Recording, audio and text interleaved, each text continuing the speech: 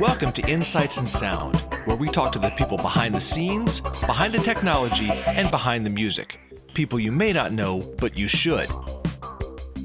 And please check out getitinwriting.net/shows for a full list of our podcast YouTube series.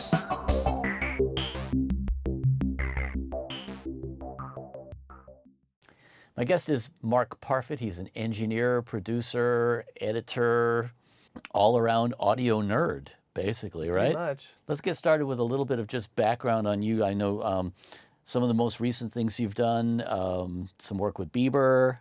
You've been on the road, in fact, with Bieber, right? Yeah. What'd you do for your education, your audio education? My audio education, I went to a program called International Academy of Design and Technology, and it was in Tampa, Florida, and had a couple schools across the country.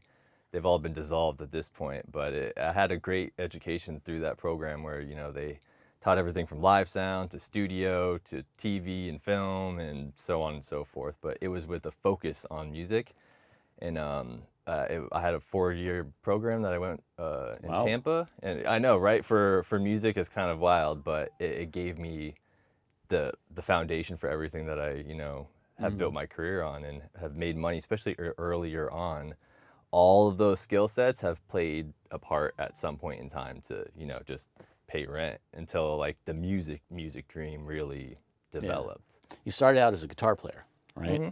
And let me guess, there might have been dreams of being a rock star in there. Oh, for sure. Yeah. Don't ask me how I knew. Yeah, like all of us. Yeah, but so you go into the studio and you discover that there's stuff exciting the left half of the brain, right? Mm-hmm. So how do you make the jump from that to, I want to go to school for this? The jump happened because the guitar brought me to the studio world where I had a DAW and a microphone, and I end up, loving that more than actually performing shows or being in the band or doing any of that. Mm. But I would do that, just in the background as a kind of hobby and just fun. And I went to college and I realized I was like, this isn't really the path I want to go to, like be an engineer doing CAD or electrical engineer, whatever, I was like, you know what? I found that one of my friends went to Full Sail and I was like, oh, you can actually do recording engineer. People make money at this? Yeah, I was like, whoa, I guess, there are guys that make the records all the time, but I hadn't really pieced it together. So after I was unsatisfied with just regular school and I kind of didn't really fit my personality or what I was trying to do, I found a school in Florida that my sister lived, close by. And I was like, oh, well, I have a free place to stay and I'll go try out the audio school and, try to make that an actual career. So, a couple years after high school of just working regular jobs. And I was like, you know what, university's not for me. Let me go try this more specific university, see if it fits. And that kind of truly opened up the world because they had full-blown studios and racks of gear and all that stuff. So I was like, okay, I could see myself doing this all the time. And making it a reality, though, is also, I don't know, it's a interesting thing. And even in my school, they tout it like it's so easy. Like, oh, be a mixing engineer. Of course. You'll make this amount of money. And I was like, oh, man, great, cool. And I'm like, wait, those are all lies. Like this, I don't know where they even came up with those numbers,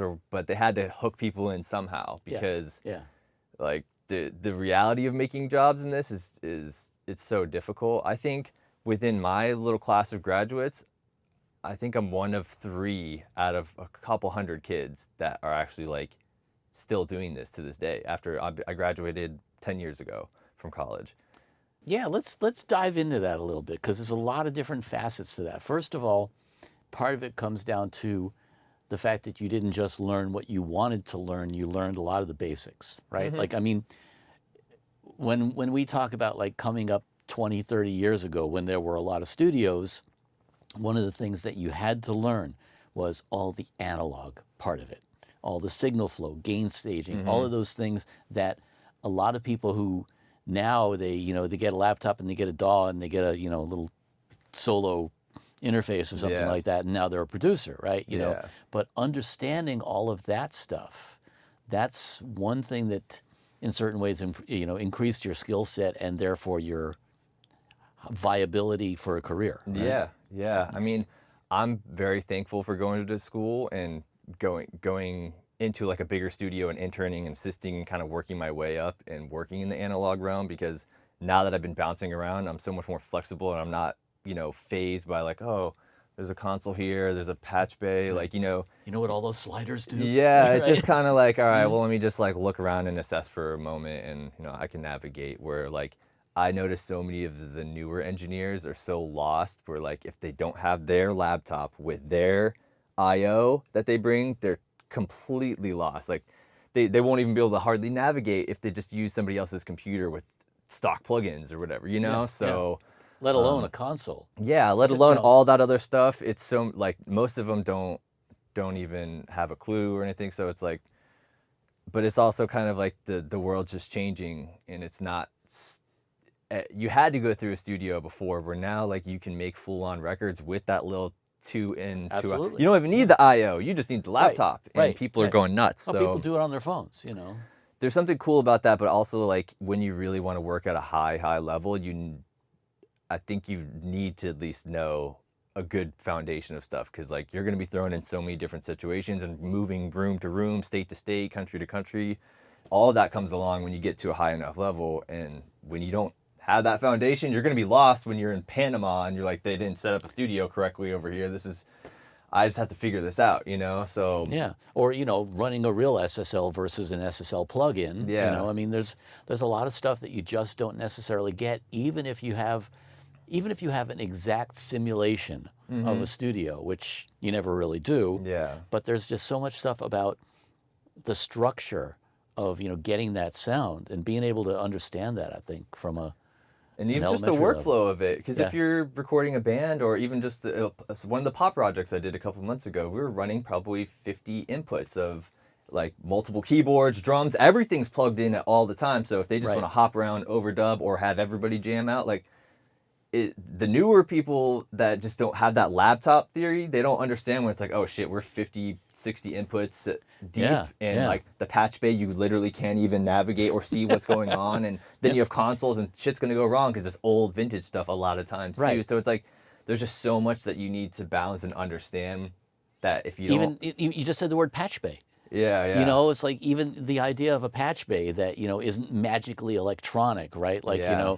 I actually have, patch points that might be getting funky and stuff Yeah. like that. Oh yeah, for sure. Those are all physical things that you have And to you have learn. to at least be able to understand, like, oh, that specific crunch, that was the dirty patch point, so let Yeah. me just jiggle it a couple times. Or that other crunch, oh, I think that was probably like a switch on a compressor, like, Yeah, yeah. or on the consoles, you can tell by the buttons and faders like what kind of specific crunches and crackles and stuff are like, oh, let me see, it's probably that, let me assess that really quick. Yeah, And, yeah, exactly. but it's just kind of the way of the world right now. You just navigate and do what you can. I'm glad to have at least had the analog realm to have my basis, and because I'm mostly in the box. I'll use some of my outboard to like, just as inserts and on Pro Tools, so I can plug it in like a plugin essentially, print it and bring it back in the box and call it good. Well, now, But- I mean, you have a very nice stack of front end gear, so Yeah, obviously yeah. you do understand garbage in, garbage out. Yeah, for sure. And like I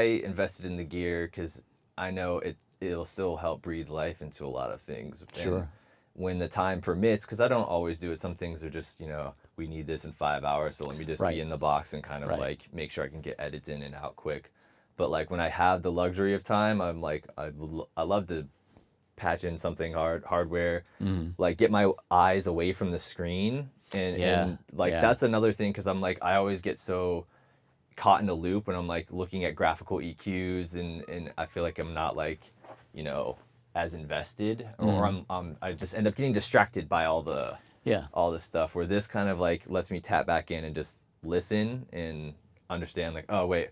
And it makes me pay attention. I'm like, oh shit, there's other things I was hearing, but I was just staring at the screen a little too long, so I got lost in the balance. Yeah, and that's a big thing too, because I think, like for me, when I'm mixing, I make sure I'm not looking at the screen. There's a point at which I have to just literally shut my eyes, because if you're looking at the screen, you're perceiving it differently. Yeah. And like Stevie Wonder, man, he has a completely different approach to music than we do because he doesn't have vision. Yeah. Right? Yeah. The whole idea of cutting off one sense in order to sharpen the others, you know? You definitely notice it Yeah. more.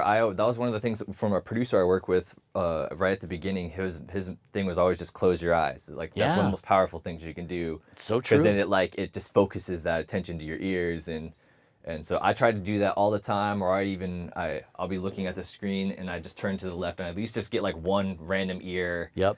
I'm looking at the wall or the window here a lot of Mm-hmm. times just to kind of like get a new perspective. And even I had the shortcut where it's like, if I'm looking at the screen too much, I can just hit this and go, Yeah. put a Yeah. screensaver so I kill Pro Tools and I just get to listening. And, Yeah, I used to walk out in the hall sometimes. Like, when we were working on a mix, I would, like leave the mix running, but then I would leave the door open. I'd walk out in the hall just to yeah. hear it differently. Yeah. Get a different take on it. For sure. I mean, even in my booth over here, you'll see like I have a little pair of Minimus 7s peeking up there. Uh-huh. I have a feed coming from my tube bus over there at all times. So love it. I walk over there, I just turn on the little amp and I'll listen. Because those are like kind of what you're hearing at like bars and stores and grocery stores and stuff. So like I always walk over to get my little like, all right, there's my grocery store perspective. Right, And right. you can, just getting up out the seat too. It just refreshes things when you come It's back. true.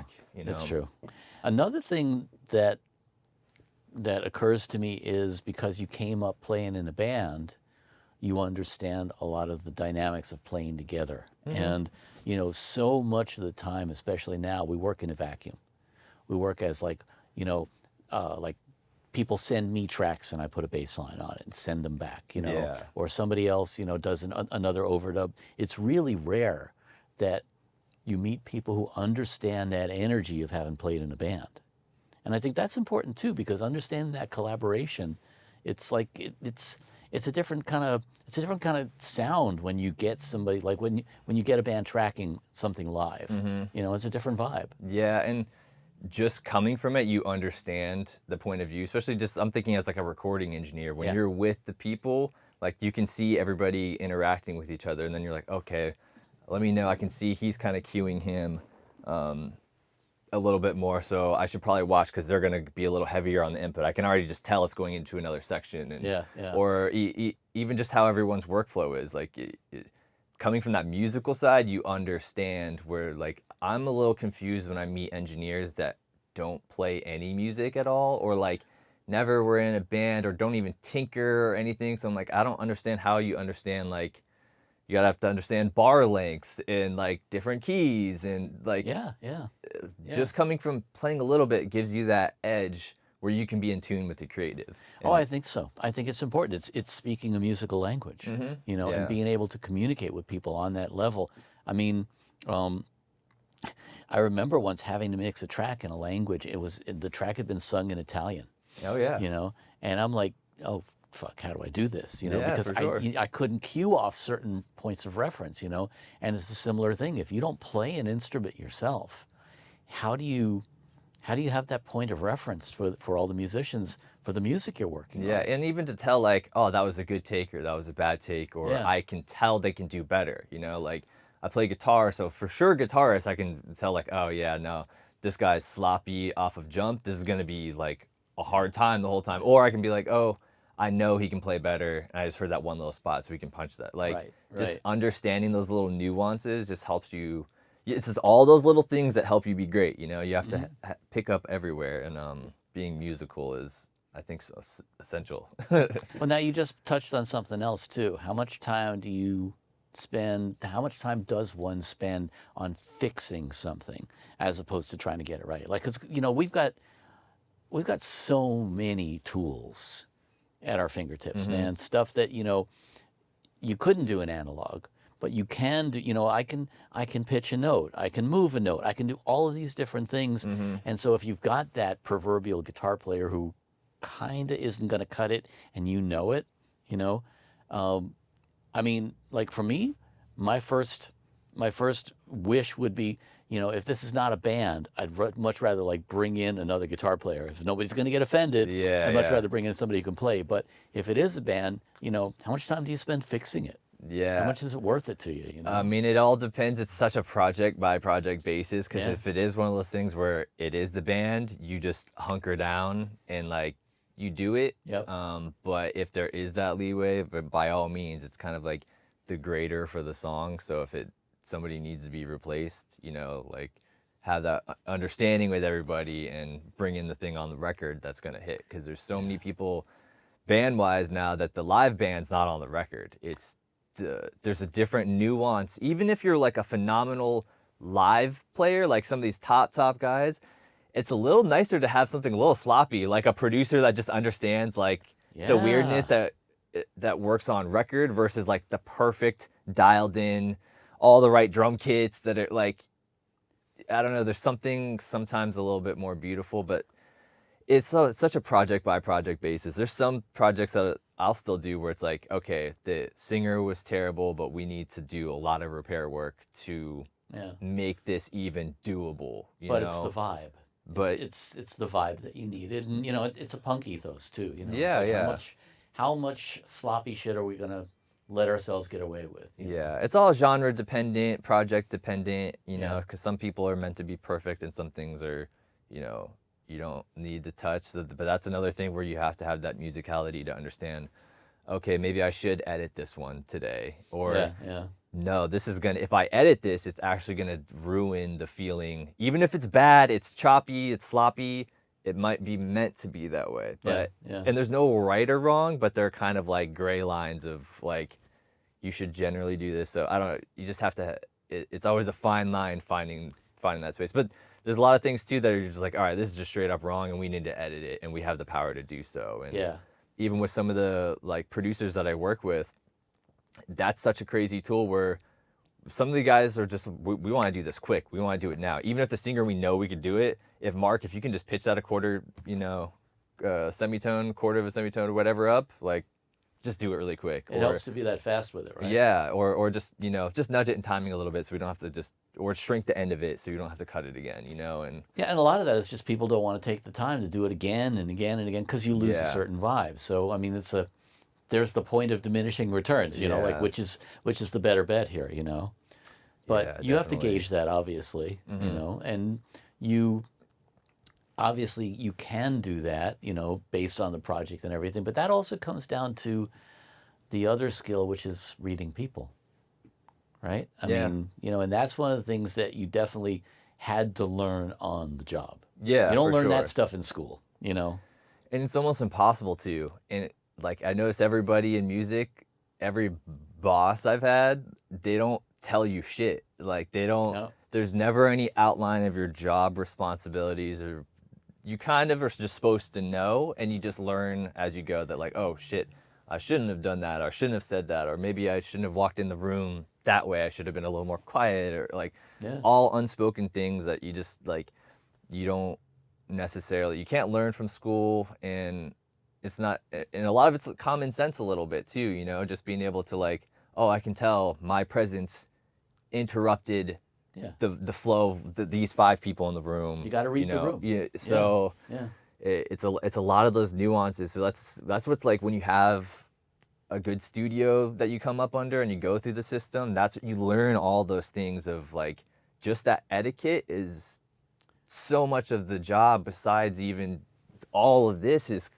almost secondary a lot of times. I was really fortunate coming up to be able to work under some really good producers and just be a fly on the wall. And with a lot of them, you know, the really amazing thing was just, it wasn't the musical aspect at all. It was just the whole vibe. It was like you're able to put everybody at ease.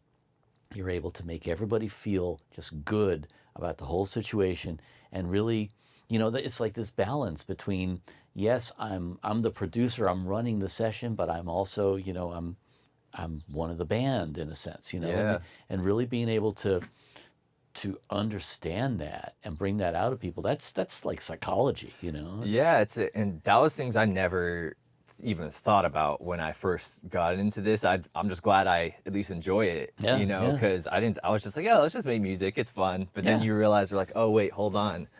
There's so many times where somebody's been on the microphone crying, and it's like, wait, how do I have to like navigate this moment and be sensitive and open and because But and maybe you actually want them to be crying. I mean, not literally, but you know, maybe that's what they need in order to get that particular performance at that particular time. I mean, who knows? You know, it's like, getting into the artist's head and finding out where the song came from, you know.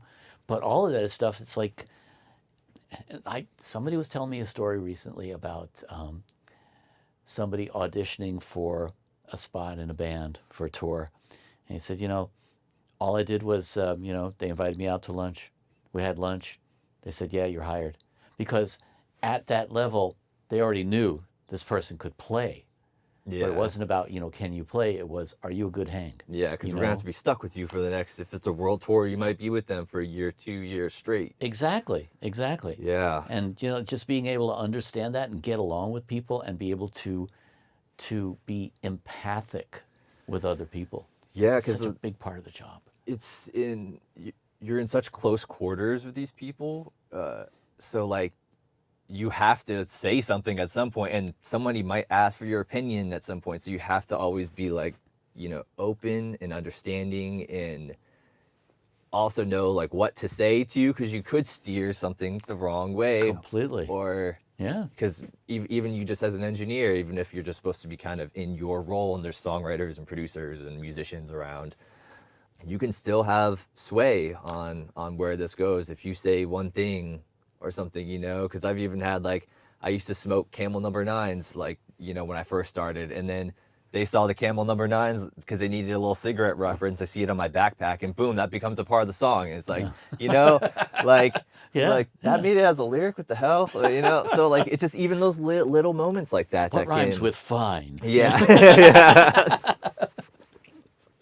But it's true, man. You know, it's Yeah. true. And I think, you know, it's like I say, it's being a good hang, but it's also, you know, it's not just that you're in close proximity with these people. It's that you're in close proximity at what's kind of a vulnerable time, right? Because creative process is, you know, it's fragile, man. It's Yeah. like, you know, as you say, anything you say, you know, the wrong thing at the wrong time could totally, even if it doesn't destroy things, it could take it in a totally different direction, you know? Yeah. Because even if they had a bad tape, instead of being like, oh, that was terrible, you know, just be like, I think you got a better one in you, you know? Yeah, and, like, yeah, the yeah. little wording just to kind of, you know, always steer things on Yeah. the up. Or that was great. You know, let's do another one anyway. You know, just because I Yeah. like to have lots to comp. Yeah, let's do one for safety, you Yeah, know? exactly. You know, you also mentioned that you had done a lot of dialogue editing, right? You did like some voiceover editing and stuff like that. Yeah, definitely. I've done a lot of voiceover recording, a lot of, like, audiobook recording too. When I first moved to Los Angeles, that was like one of the jobs I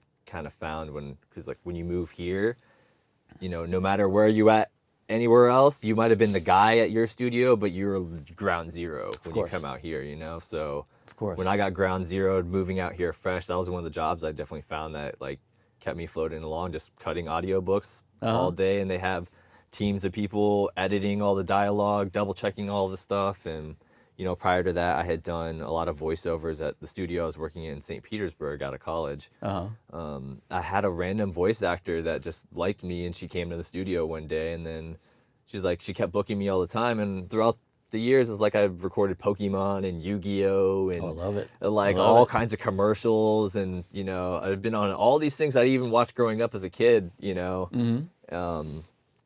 And because it was a job, you know, and it comes into our world where it's like, oh shit, you know. And once again, there's a guy that does this all day long that's, like, cutting it to Who knew, right? You know, Yeah. who knew at all? But you know, I've definitely done quite a bit of that earlier in my career. So I'm curious about that. How has that impacted your work when you're, like, cutting a vocal or something like that? Has that, because, you know, there's, I mean, phrasing and stuff like that. Does that? Honestly, it's very similar, because when you're dealing with the pro actors, and even the people reading audiobooks, they're acting. You don't you don't physically see them, but I see them acting it out. And it's the same where it's like, okay, we need to have a certain pacing for this type of book, or even this certain pacing for this emotion of the moment. And you have to be able to kind of navigate and keep that flow going. So one, if the person is reading a book and they're going along, they need to punch again. You need to be with them line by line and double checking their work, and also even being like, hold on, I think you could get the emotion better on that one, or be a little bit more subdued or something, you know? So I think music had helped inform with a lot of those, because I had come from music prior to doing any of the voiceover stuff. Just after working in pro studios, those gigs just kind of started to naturally come through, just because people booking, it's whatever comes through, that's what we're working on today, I'm available. Yeah, I'm available. So Yeah. that was one of the things where I noticed that music really helped me. And this particular voiceover actor, I was doing all the stuff with Pokemon and Yu-Gi-Oh! And I'm like, oh, okay, I understand why like she likes me, because I can keep the flow going, and I understand like, oh no, that was the right one, that was the wrong one. This is the way it needs to be and whatnot. So like, it definitely helps, because it's all just you're just guiding emotions essentially. Yeah. And in workflow as well too. The thing that separated that world for me, because music is always face to face, but Right. those guys are always in different parts of the country. They're like, so there would okay. always be guys calling in to produce it from like New York would be one of the people that we would get. So I would do a little phone patch them into Pro Tools, and they would be with us, producing the session, and I would just be navigating, Right. and engineering and keeping that communication between everybody, working.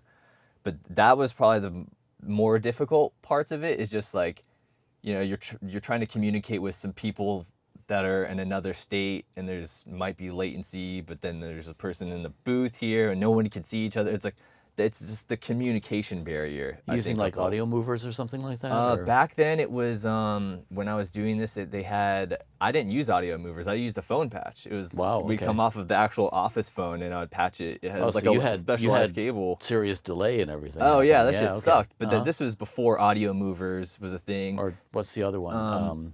Session wire. Yeah, Session Yeah. Wire. They had like 2 or 3 things around that time, but it was like you had to pay a lot of money. Sure. And the studio's like, we got this cable. It works just fine for the Right. 5 times a year we need to do this. And Yeah. so I would always do it back then. But now I'm like, you can there's at least 10 different programs that do this little to no In latency. real time. Yeah. So. Yeah. Now it's much easier, but when I was doing it, it was like a bit clunky, and you'd have to just kind of like, you got a guy on a phone here, like Yeah. input live in Pro Tools, and make sure it was a mess. But Yeah. But I can really imagine, coming back to that, I can really imagine that understanding that whole phrasing and understanding, because basically a vocal on a song is acting too. yeah, Right. yeah. And so being able to have that perspective on that, it probably helps working with singers too. Yeah. I mean, all of the above, and I got a lot of that from like just working with good vocal producers. Really was what helped just give me any of that knowledge. And But I also like the idea. I mean, if you're talking about like things that make work possible, part of it is just not saying no. yeah, I yeah. mean, you're taking like whatever gig came along, right? Yeah, for sure. And even to this point, I still do that to an extent, because there might be some things I don't necessarily want to do, but I'll do it because you have to keep the relationship just moving. So Yeah. sometimes it's sacrifices, and especially at the beginning, you're going to just take any gig because, Oh, yeah. we just need to pay the bills. But I think it just, it all comes with time. Yeah, yeah. So, advice for somebody 10, 15 years younger than you? Because I know, you were saying earlier that things have changed, right? There are fewer and fewer studios to come up in now. There are fewer and fewer opportunities in that sense. How does one get one's foot in the door now? Man, that's a great question that I don't know if I necessarily have the right answer, but I have some thoughts, because I still think there's so much value in the studio, because learning all of these things, it's so hard to learn that on the job, and you're going to burn a lot of like relationships just because you made these dumb mistakes that, like, I went to school, got to make dumb mistakes there, and then I also came up in the studios interning and assisting and got to make dumb mistakes as well, where You're going to make the dumb mistakes anyway. yeah, We're all going so to make them. Right? it's hard when you're nowadays, when the kind of studio thing is slowing down a lot, and you're just, I don't know if it really makes sense to even put in, like, some of the schools are so expensive that the debt is like, it almost doesn't make sense. I think the main path is if like you can try and learn as much as you can, because YouTube is, so powerful, and all the pros at this point are so open. You just find the people that are making the records that you resonate with, see what they have to say, follow some of their advice, and I think just find a good mentor is the main thing, really. I would say That's a big one. to bypass school, which is expensive, but almost necessary a little bit too. It's kind of, I have strong feelings both ways, where I think it's like so important and also like kind of useless, just because they make it so expensive. Yeah. And it's off-putting. But if you can do that, it would be great to get that foundation and then go find a mentor somehow, whether it's at a studio, but if that situation's not the thing, find a working professional like one myself that has a smaller setup like this, that I'm just my own one-man team.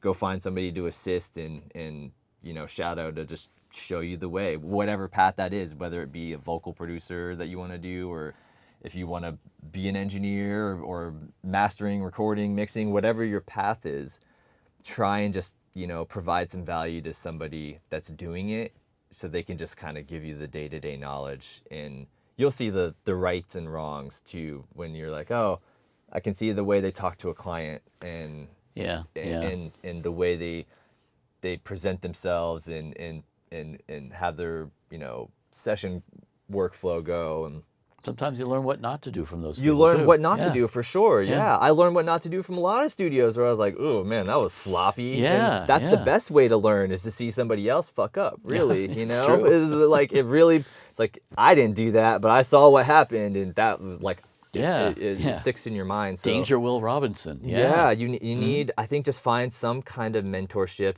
in some capacity, and is the best way to organically get in the door, give you chances, and be inexpensive too, because schooling has just gotten so ridiculous. Unless, like, I think the only school at this point, I would say maybe go to Crass, and that's like, a good one. They have an affordable program where they're not bullshit, and they're like teaching. And they place their students too. Yeah, they do. help. Yeah. They help the students, and you get a great like broad foundation, and it's a quicker program too, where like my program was like almost 4 years. It's 3.5, 4 years. So that was a long time. It's a long time to support yourself, even if the tuition isn't that expensive. Yeah. You still have to pay rent and food. And, Yeah, for sure. Yeah. I was working myself all overnight, going to school all during the day on like little to no sleep, and then and interning in the off days that I had. It was just like, it was a nightmare. So if you can just do that for a shorter amount of time, it's definitely helpful. But just mentorship is the way. Are there networking opportunities like there used to be? Through school? Or through, just in through general? whatever. I mean, I'm talking the proverbial 15-year-old you who's coming up now. What kind of opportunities do you have? You talk about like finding a mentor, right? So I'm just picturing some 15-year-old person watching this now and saying, oh, well, how do I find that? It's probably easier now than ever, just because everybody has a website contact, or right, you reach out to people, or right? a message that you can literally just message most of the people at this point that are like, the working professionals. A lot of them will have some kind of contact. So it's the same, like back in the day, they would be knocking on studio doors and like, hey, I got some donuts and coffee. You need a guy to scrub the fucking toilet? It's kind of almost that same way, where instead of going to the studio doors, just message some people and say like, hey, you need, a shadow or an assistant at the studio, or somebody to, just try and find a way to provide value, join the team. And then, it's the same old thing where you stick around, we see that you're cool, you fit the mood, you understand what's going on, and you're helpful, like you'll eventually get a job. Or they'll at least help push you on to the next person that has an opportunity. So I think that's probably the best way. And like you can, post so much stuff yourself. So when you reach out to people and then they see on your account, like, oh man, I can see he's recording drums all the time, or he's doing like cool edits and he understands Melodyne or whatever, it'll help show that to other people. But the whole networking thing is kind of like, it's just weird. It is. That's the thing. It's like, how do you get in? That's the most frustrating thing, I think, for a lot of younger people now. Yeah. It's like, because we look to them like a closed club. You know, it's like, Yeah. how do I meet those people and stuff? And those are the questions I used to get when I was teaching. You I know, still ask myself those questions to this day because I'm right? still trying to find my way into the next doors and the next Aren't we rooms. always? And Yeah, it's just so much of like just being creative, being a good person, and utilizing each of your contacts to the fullest, and being very patient because every contact that I got that's it. had one person had, I had built a relationship. For example, like I went to school, the head of this audio program took a liking to me.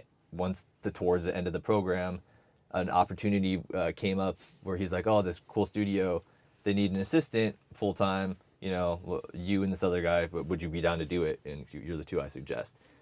So it took me 3.5 years to build that relationship for him to be like, oh, okay, cool, now it's time. And then the timing happens. The Yeah. timing happens Yeah. as well too. It's a lot of luck almost, but that Yeah. timing worked out where I was just about to graduate. I needed to find something to get my foot in the door. Well, what's that old saying about, the door. luck favors the prepared, right? Yeah. You put in the hours, you put in the time, and eventually something does click, Yeah. And some of it comes down to just like kind of having a certain amount of faith and trust in, the planets aligning and the universe delivering to you what you're working for. It's Yeah. really, I mean, it sounds all hippie woo woo and everything, but really it's like, you have to kind of, You have to have that little kind of hippie mentality because Yeah, that's yeah. one of the things that's only going to keep you going, adding Exactly. hope, because Yeah. there's a long time where it's not fun and it's like a brutal struggle. So,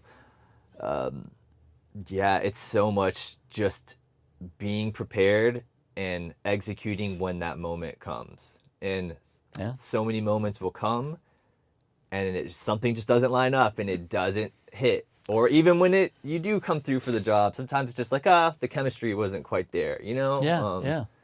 But after so many times, that moment clicks when you get the call and you show up, you save the day or whatever, your chemistry clicks with whoever gave you the call, and then now you have, your next thing that kind of floats you along until the next one shows up. Yeah. And the other thing I think is not necessarily doing it with a goal in mind, right? Like a lot of times, you just do a project because you think, okay, this could be a cool project, rather than, a lot of people are just very transactional in their relationships. It's like, only going to work with this person because that'll do this for me. And, it's like, Yeah, the truth of the matter is a lot of times, you do stuff for people that you don't even, you're just doing somebody a solid, or Yeah, just, yeah. just doing something to do it. And then, 6 months, a year later, that pays you back some other way that you didn't expect it. you know? Yeah, I think that comes with a lot of the Los Angeles mentality of people going, oh, I can work with so and so because they work with these people. Yeah, yeah. That whole thing is just toxic, and Yeah. it's kind of almost like, I don't know, just a waste of time. And I don't like to operate that way. I kind of am more, let me work with the people that I enjoy, and those will eventually turn into something when it needs to. And I don't try to force nothing. I just, take it step by step, day by day with the people that I enjoy. And most of the time it will always lead to something else, because it's just all about like you being cool, keeping the good relationship. Yeah, It yeah. might not be today, but maybe a year from now, that producer you work with needs your help on something, and then you come through and it sparks up the next situation or the next person that you meet. And I think that's just ultimately the way it's all about keeping your head down Yeah. and just, not being complacent, but trying to just do good work and, do good by the people that you're working with. And over time, it'll evolve into the next step that it's supposed to. I try not to force anything because it always just soils it. Yeah, yeah, it's true. And I think just letting stuff unfold naturally, it's, it's funny. People don't always realize that, but I think that's such a big part of it, man. It's just, kind of just have some trust, Yeah, and go with the flow. And it's hard. it's a hard thing because like you need to obviously make a living a lot of times, but like you also have to be so like, all right, let me just trust the process because it might not be the moment now, but if I just keep working, the next thing will develop. And you also have to realize what situations to place your trust in too, because sometimes so many people will give you false hope. You have to like be able to assess with some of these because so many people in music are gonna like just tell you whatever you want to hear to kind of get you to help. And I think having that trust is so important because if not, you're never going to be happy. yeah, 'Cause it's yeah, never going to be enough, you know? yeah. I've seen a lot of like even assistants and stuff where like they're there for like less than 6 months and then they're kind of like, waiting for the next thing to happen. I'm like, dude, it's been less than 6 months. Like, Right. chill. Right. It's what gonna do you mean take. I'm not a producer yet? Yeah, it's gonna take a lot more time for you to even get the opportunity to do the grunt work of the next opportunity. So it's kind of like the people that don't have that, that's why they don't last. You have to be kind of just foolish in a way to like, it's gonna work out. That's just it. You have to have a certain faith in it, Yeah. and also you have to have realistic expectations. It's like Yeah. you don't go into well, unfortunately, a lot of people go into it thinking, I'm going to have a something that amounts to a windfall, right? Like I'm going to have a Yeah. hit record or whatever it is, and all of a sudden, all my troubles are going to be over. First of all, your troubles are never over anyway, right? Yeah. Because you take that shit with you wherever you go, right? But also, it's like there are so many of us who, we've had a career in the industry for decades, and you know what, man? It's like I don't care if I ever get famous. I'm happy doing what I'm doing. There are so many other people I meet who just were happy to be working, doing this kind of stuff, doing creative work. Doing what we love, it's like I feel like I won the lottery, man. I get to do this my whole life, Yeah, I think that's kind of like you have to have that mentality. And because if you're hoping for that one hit that's going to set you off, you're going to be just madly disappointed all the time. And it goes with just having that blind faith. And you just have to truly love it. Because if you don't truly love it, it's not gonna pay off ever. Even if you get to the highest part of it, like it's still not gonna be as just fruitful as if you were just to go like, I don't know, be a doctor or whatever, and do something that's a little more surefire where if I do A, B, and C, it'll equal D. Like here, you could do A, B, C to Z, and it still doesn't get to where it's still like you might be back at A somehow. You're like, what? So you have to just truly love it. Yeah. Otherwise, yeah. And if you love it, it doesn't matter how far you get because you're doing something you love all the time. Exactly. Yeah, for sure. I felt like I had got my dream when I was working at that studio I was telling you about. Mm-hmm. I got in, I worked my way up, and I got an assistant, and I'm getting paid to just patch and set up mics. I was like. Right. Yeah. I've figured it out. Yeah. I'm in a nice ass studio. The music I'm working on, I'm like, I can't even believe the stuff I'm hearing. And I get to just do this as a job. Like, I've been living my dream. Exactly. Even then, when I was nowhere close to being, in the spot that I wanted to be. Well, how do you define success? That's what it comes down to, right? Yeah, just being happy, ultimately. Yeah, I think a lot of times we compare ourselves to other people. Yeah, it's hard to in this world too. Like you see people doing the same things as you, and you're wondering like, oh, why? Because there's so many milestones and accolades that you can get. So it sets clear things like every year when you're like, damn, why don't I have 10 Grammys like that person? Yeah. But like you just have to like release all of that mindset because all that shit's not important, and you'll be very unhappy when you start. And I think it'll deter you from your goal if you're constantly harping on that and thinking, oh man, they're there, but why am I not there? It's just like, cut that. Like, just put your head down and work on what is in front of you, and it will unfold if it's supposed to. But just be glad that you're getting paid ultimately, if you can make it happen. It's that old saying about the only person you're in competition with is yourself yesterday. Yeah. It's like yeah, man, you know, we're on our own path, you know, and as long as you're happy with what you're doing, you know, cool. Yeah, Well, definitely. you seem to be pretty happy with what you're doing. Yeah. I feel like I've gotten to a point where I'm like, honestly, like, I don't know, I've kind of figured it out to an extent. You know, it's always still things to be learned and developed on, but I get to make music every day. I have my own little studio spot. I've got great gear, and I've got amazing people I can work with. So I've been living my dream for a while now, you know, and I feel very fortunate that I can continue to, you know, build on it every day. So I don't know, it's hard to shake me really, because I'm just, you know, I'm like, I feel happy with what I'm doing. And even if I were just to not be having all of this and I just had a little set of speakers at the house, I would still be happy as hell with that and a little guitar. I'd have a great old time. So I don't know, it's all what you make of it. Yeah, it's all perspective, right? Yeah. Cool.